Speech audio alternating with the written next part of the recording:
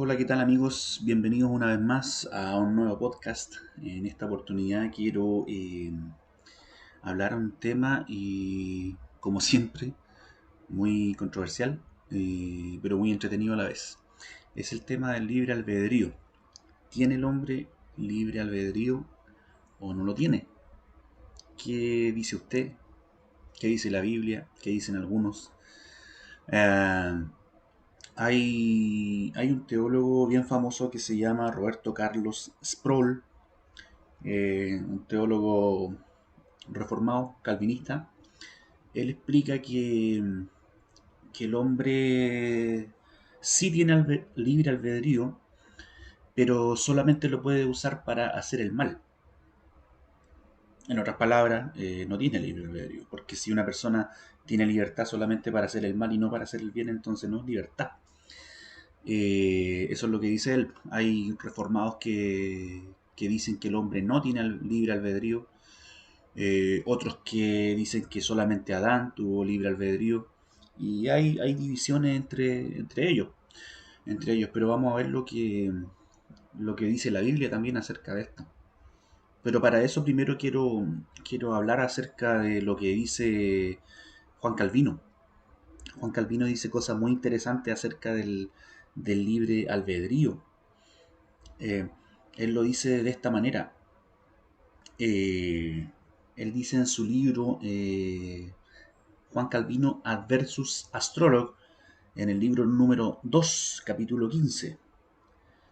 Él dice así: las criaturas están tan gobernadas por el consejo secreto de Dios que no ocurre nada sin que Él lo haya conocido y voluntariamente decretado. Está diciendo que Dios decreta o determina todo lo que el hombre hace a través de su voluntad secreta o consejo secreto.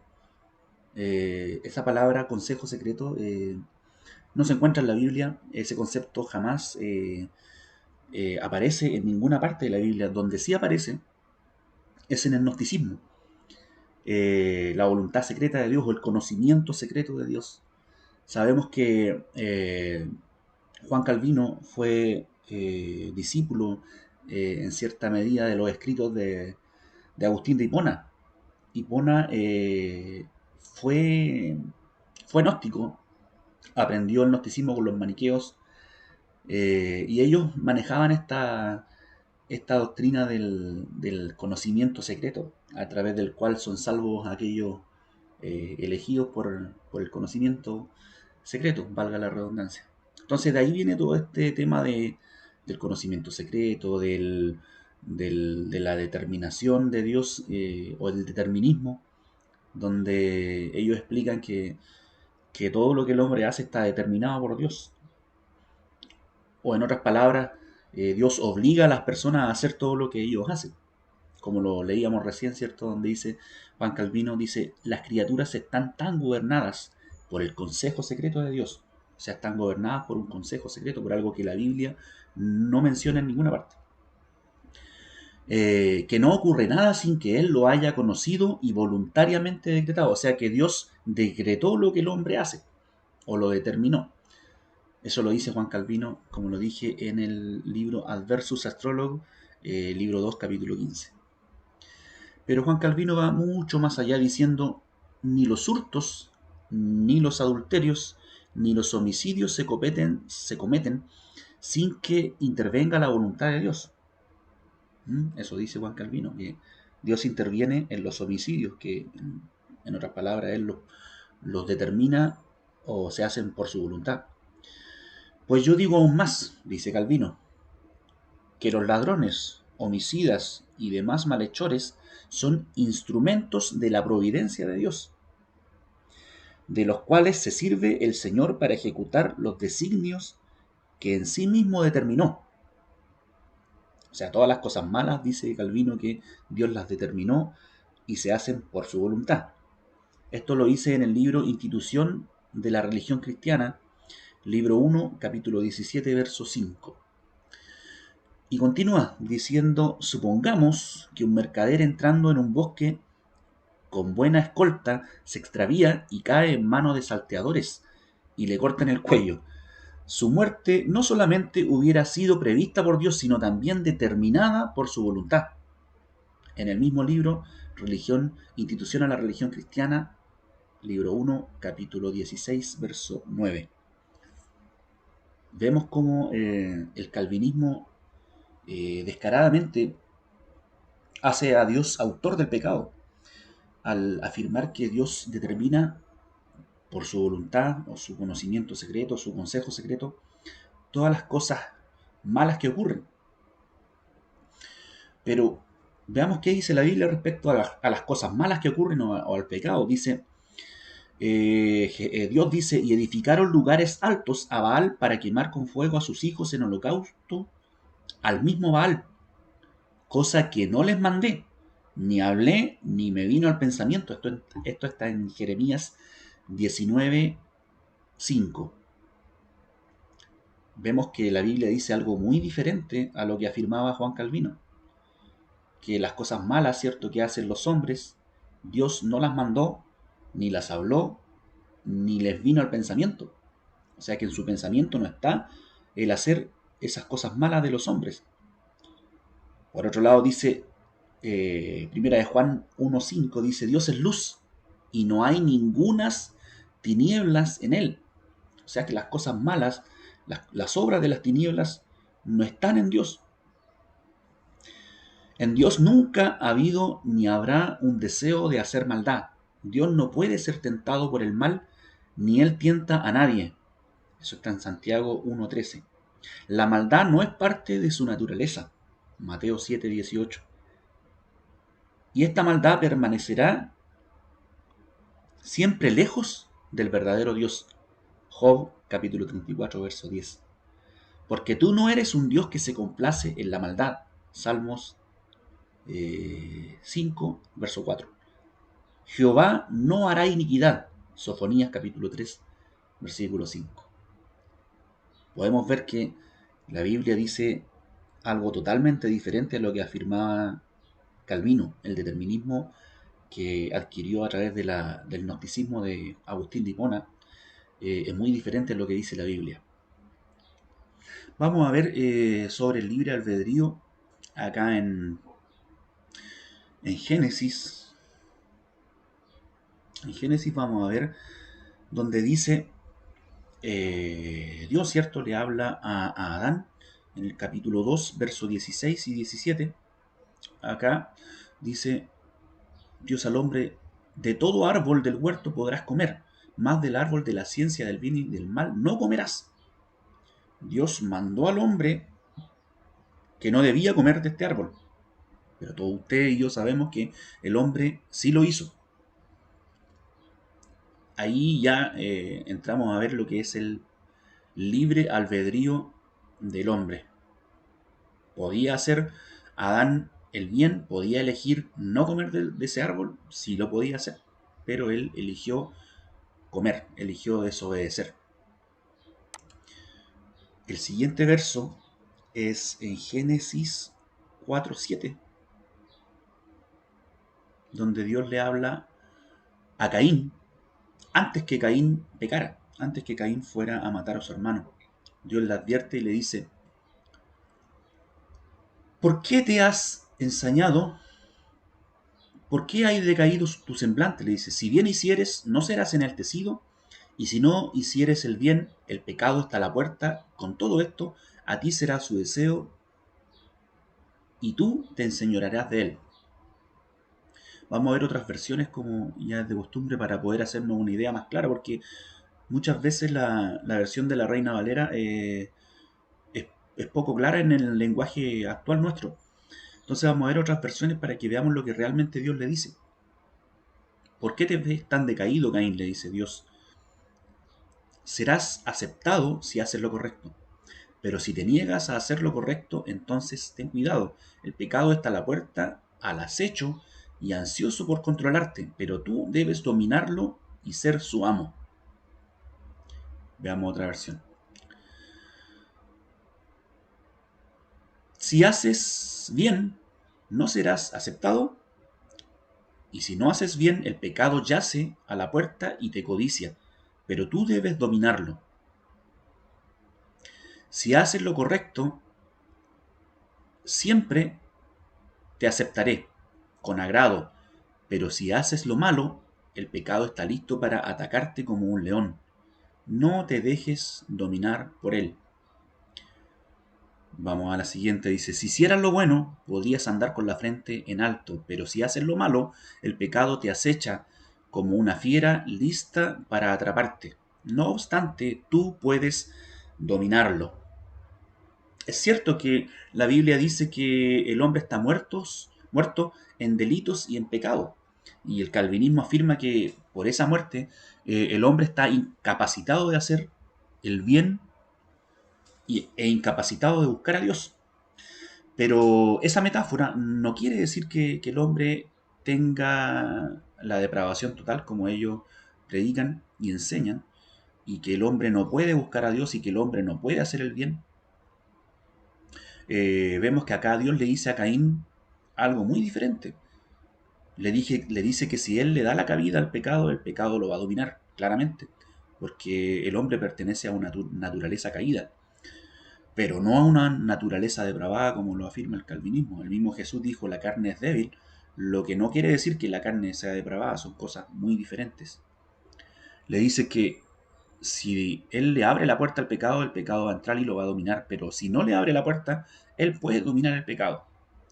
Esta advertencia se la hace Dios a Caín y así a todos nosotros, porque esta es la verdad, es que si nosotros le abrimos la puerta al pecado, el pecado nos va a dominar.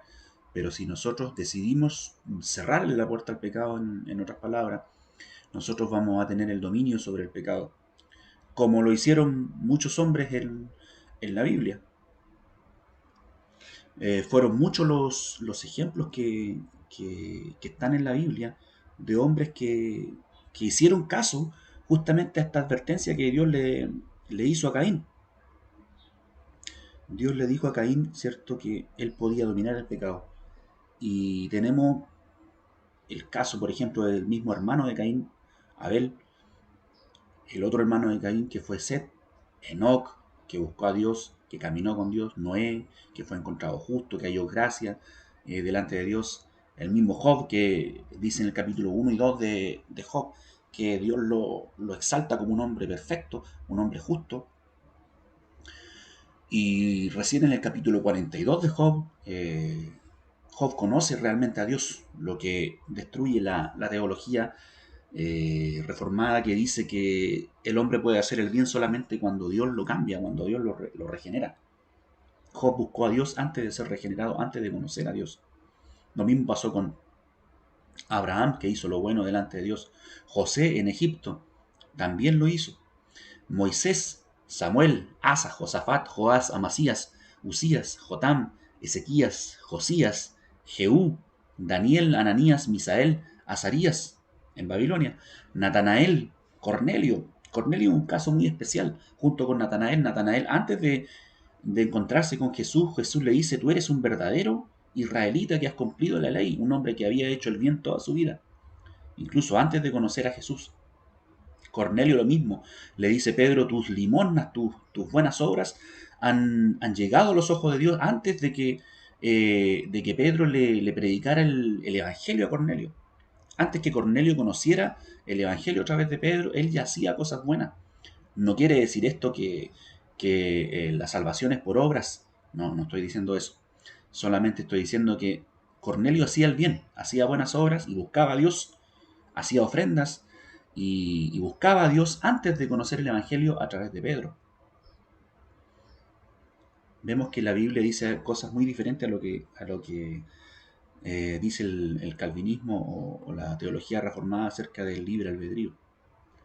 Estos hombres demostraron que pudieron dominar el pecado tomando el control de sus propios deseos, y esto por la fe en la advertencia de Dios. Ellos tuvieron fe en lo que Dios le dijo a Caín, que si él cerraba la puerta al pecado, iban a poder dominar el pecado. Y vemos que esta fe, como le dijo Dios a Abraham, ¿cierto?, que su fe le fue contada por justicia. La fe no es una obra, dice el libro de Romanos. en Deuteronomio, capítulo 30, verso 19. Deuteronomio 30, verso 19. Dice: a los cielos y a la tierra llamo por testigos hoy contra vosotros que os he puesto delante la vida y la muerte, la bendición y la maldición. Escoge pues la vida para que vivas tú y tu descendencia. Dios le dice al hombre, o a Israel, ¿cierto? Escoge la vida. Te he puesto la vida y la muerte. Así como Dios puso el árbol de la vida y el árbol del conocimiento y le dio dos caminos a Adán, le dice aquí mismo a Israel la misma elección. Escoge la vida para que vivas.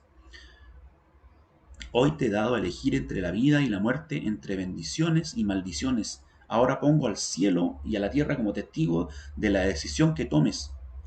Ay, si eligieras la vida para que tú y tus descendientes puedan vivir. Al cielo y la tierra pongo como testigos contra vosotros que he puesto ante ti la vida y la muerte, la bendición y la maldición. Escoge pues la vida para que vivas. He puesto ante ti la vida y la muerte, la bendición y la maldición. Escoge pues la vida para que vivas. Hoy pongo al cielo y a la tierra por testigos contra ti de que te he dado a elegir entre la vida y la muerte, entre la bendición y la maldición. Elige pues la vida para que vivan tú y tus descendientes. Aquí está una vez más explícito en el texto la libertad que Dios le da al hombre para elegir entre la vida y la muerte. Y le dice que si él elige la vida, va a vivir. Lo mismo pasa acá en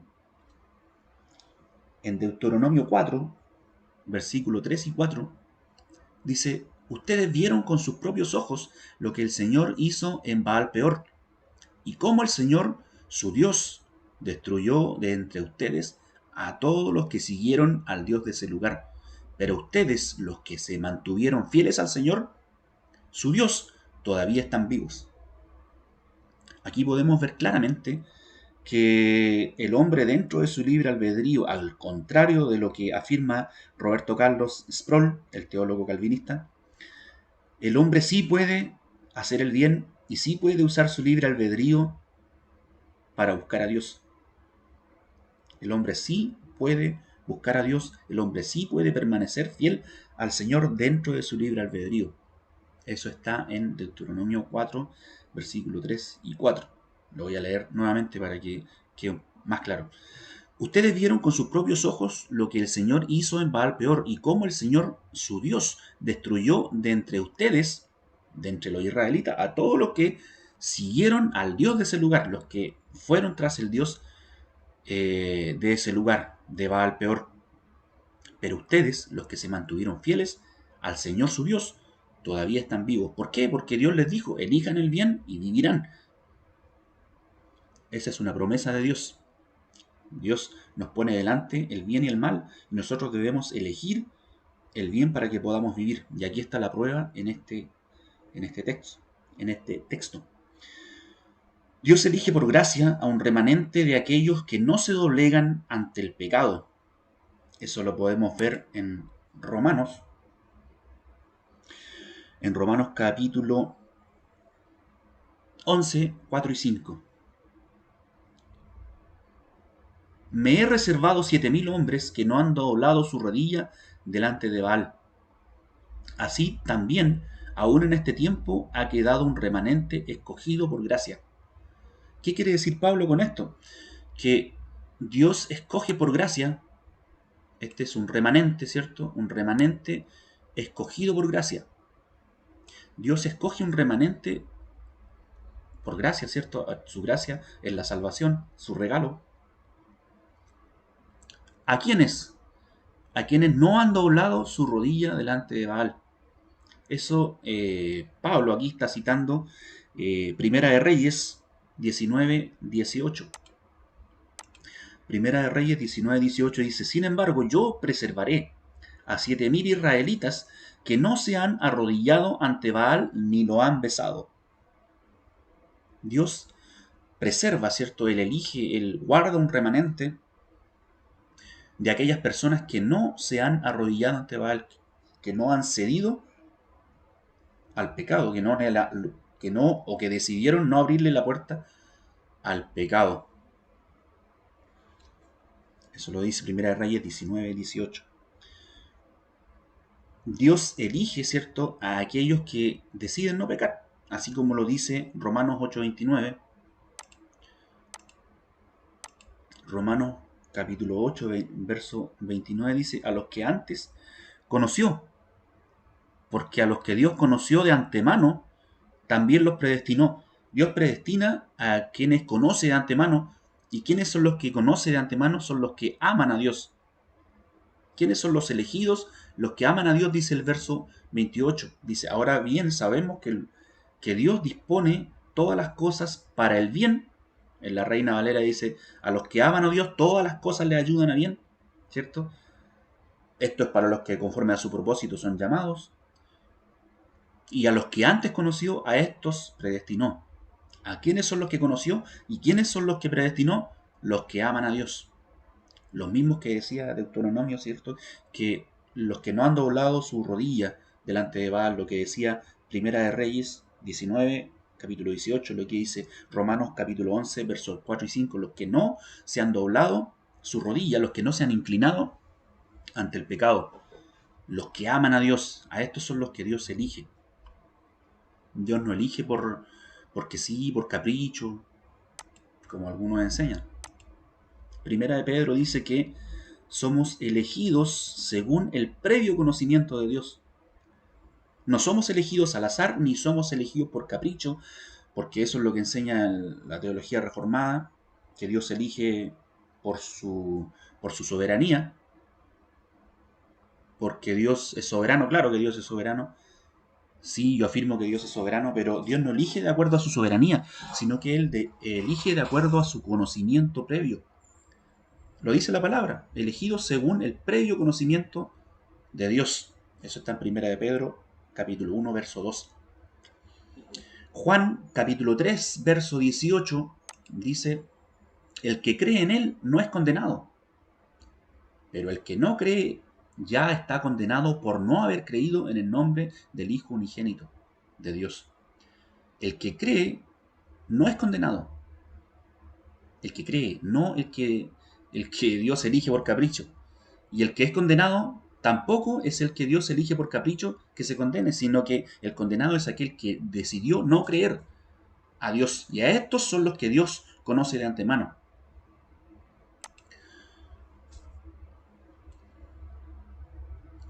Mateo capítulo 13, verso 47 al 50, dice, el reino de Dios es semejante a una red echada al mar, ¿cierto? Al lago, aquí dice esta versión, que recoge peces de toda clase. Cuando se llena, los pescadores la sacan a la orilla, se sientan y recogen en canastas los peces buenos y desechan los malos. Se da cuenta que aquí está reflejando lo que van a hacer los ángeles al fin del tiempo. Dice, así será al fin del mundo. Vendrán los ángeles y apartarán de los justos a los malvados. Aquí dice, a los peces buenos los dejan en la canasta, ¿cierto? Y a los malos los desechan. O sea, Dios desecha a los malos y guarda y preserva su remanente de los buenos, los que aman a Dios, los que no se doblegan al pecado. No es por capricho, no es al azar. La elección de Dios no es por su soberanía o por su capricho, porque así entiendo yo que ellos lo enseñan, su soberano capricho. No es así, es por el conocimiento que Él tiene de todas aquellas personas que son buenos o que deciden hacer lo bueno o que deciden hacer lo malo. Porque así como muchos buscaron la maldad, como dice Eclesiastés, dice que Dios hizo al hombre recto, pero muchos buscaron la maldad o hacer lo malo, pero también muchos buscaron hacer lo bueno. Y esos son los que Dios conoce y a ellos el Señor los va a guardar. Ahora quiero hablar un poquito sobre el conocimiento, este conocimiento que Dios tiene de todas las cosas, porque que Dios conozca todas las cosas que pasan no quiere decir que Él determine todo lo que el hombre va a hacer. Él sabe todo lo que el hombre va a hacer y va a responder, en diferentes situaciones o circunstancias, diferentes contextos. Él sabe lo que el hombre hará en determinadas situaciones. Sin embargo, lo que el hombre hace no está determinado por Dios. Vamos a ver acá en Primera de Samuel, capítulo 23, verso 9, donde David se entera que Saúl tramaba su destrucción, por tanto le ordenó a Abiatar que le llevara el efod. Luego David oró: oh Señor, Dios de Israel, yo, tu siervo, sé muy bien que por mi culpa Saúl se propone venir a Keilah para destruirla. ¿Me entregarán? Aquí pregunta David: ¿me entregarán los habitantes de esta ciudad en manos de Saúl? ¿Es verdad que Saúl vendrá según me han dicho? Yo te ruego, Señor, Dios de Israel, que me lo hagas saber. Sí, vendrá, le respondió el Señor. David volvió a preguntarle: ¿nos entregarán los habitantes de Keilah a mí y a mis hombres en manos de Saúl? Y el Señor le contestó: sí, los entregarán. Dios sabía lo que iba a hacer Saúl y lo que iban a hacer los habitantes de Keilah en esa situación. Entonces David, sigamos leyendo, David y sus hombres, que eran como 600, se fueron de Keilah y anduvieron de un lugar a otro. Cuando le contaron a Saúl que David se había ido de Keilah, decidió suspender la campaña. Dios sabía que si David se quedaba, Saúl iba a descender y los habitantes de Keilah los iban a entregar. Pero eso no pasó nunca. ¿Por qué? Porque David preguntó a Dios y Dios le advirtió: esto va a pasar si tú te quedas acá. Pero como David se fue, ¿cierto? Esto nunca llegó a suceder. Esto prueba que Dios sabe lo que va a pasar en diferentes situaciones. Pero aún así, aunque Dios lo sabe, no lo ha determinado. Dios no determina los actos de los hombres. Lo podemos ver también en Mateo capítulo 11, verso 20, que cuando Jesús reprende a algunas ciudades que están acá, dice: entonces comenzó Jesús a denunciar a las ciudades en que había hecho la mayor parte de sus milagros, porque no se habían arrepentido. Ay de ti, Corazín, ay de ti, Betsaida, si se hubieran hecho en Tiro y en Sidón los milagros que se hicieron en medio de ustedes, ya hace tiempo que se habrían arrepentido con muchos lamentos. Dios conoce lo que hubiese pasado si esos milagros hubiesen sido hechos en otro lugar y en otro tiempo. Pero les digo que en el día del juicio será más tolerable el castigo para Tiro y Sidón que para ustedes. ¿Y tú, Capernaum, acaso serás levantada hasta el cielo? No, sino que descenderás hasta el abismo. Si los milagros que se hicieron en ti se hubieran hecho en Sodoma, ésta habría permanecido hasta el día de hoy. Pero te digo que en el día del juicio será más tolerable el castigo para Sodoma que para ti. Dios sabía perfectamente qué iba a pasar si estos milagros se hacían en lugares y en tiempos diferentes. Obviamente estos milagros se tenían que hacer en este tiempo porque Dios no puede venir en todas las épocas a morir por los pecados de los hombres. Vino en una sola época porque el sacrificio de la cruz es una vez y para siempre, como lo dice el apóstol Pedro. Pero Dios sabía que si estas ciudades hubiesen visto estos milagros, se habrían arrepentido. Lo que no quiere decir, como repito y reitero, que Dios determine todo lo que el hombre hace, o que Dios obligue al hombre a hacer lo que hace. Aquí vamos a ver un texto muy especial que me gusta mucho porque mezcla o pone en perfecto balance lo que es el libre albedrío. El libre albedrío y la soberanía de Dios, porque los reformados dicen que si el hombre tiene libre albedrío, entonces Dios no es soberano. Para ellos es imposible entender que Dios en su soberanía quiso que el hombre tuviera libertad de elegir entre el bien y el mal. Ellos dicen que si Dios le da la libertad al hombre de hacer el bien y el mal, entonces Dios no es soberano, cosa que es falsa. Y aquí este texto lo aclara muy bien, dice: ahora pues, si diereis oído a mi voz y guardareis mi pacto, vosotros seréis mi especial tesoro. Esto es condicional. si diereis oído a mi voz, o sea, si escuchan mi voz, y si guardan mi pacto, si guardan mis mandamientos, si guardan mis promesas, vosotros seréis mi especial tesoro. O sea que ellos serán su especial tesoro, serán sus hijos, su remanente, ¿cierto? Si es que oyen su voz y si es que guardan su pacto. Y después le dice, sobre todos los pueblos, porque mía es toda la tierra. Aquí Dios está afirmando que Él es soberano. Dice, porque mía es toda la tierra. Porque todo lo que hay y todo lo que existe le pertenece a Dios. Dios es soberano, Dios tiene absoluto control de todo. Pero que Dios tenga absoluto control de todo, de toda la tierra, no quiere decir que Dios determina lo que el hombre hace. Porque si Dios obliga al hombre a hacer lo que el hombre hace, entonces Dios sería el culpable del pecado, como lo dice el calvinismo. Como veíamos las primeras frases que dice Juan Calvino, que Dios ordena en su conocimiento secreto, o en su voluntad secreta, o en su consejo secreto, cosa que no existe en la Biblia, ordena que el hombre haga todo lo malo que hace. Y vemos que Dios, ¿cierto? Ya lo vimos, que Dios no ordena, ni es responsable de las cosas malas que hace el hombre. Dios no puede ser responsable. Por eso la responsabilidad de lo bueno y de lo malo, de hacer lo bueno y lo malo, le corresponde al hombre. Por eso aquí le dice, si escuchan mi voz, si guardan mi pacto, serán mi especial tesoro. Si no, no. Porque la tierra es mía. Mía es toda la tierra.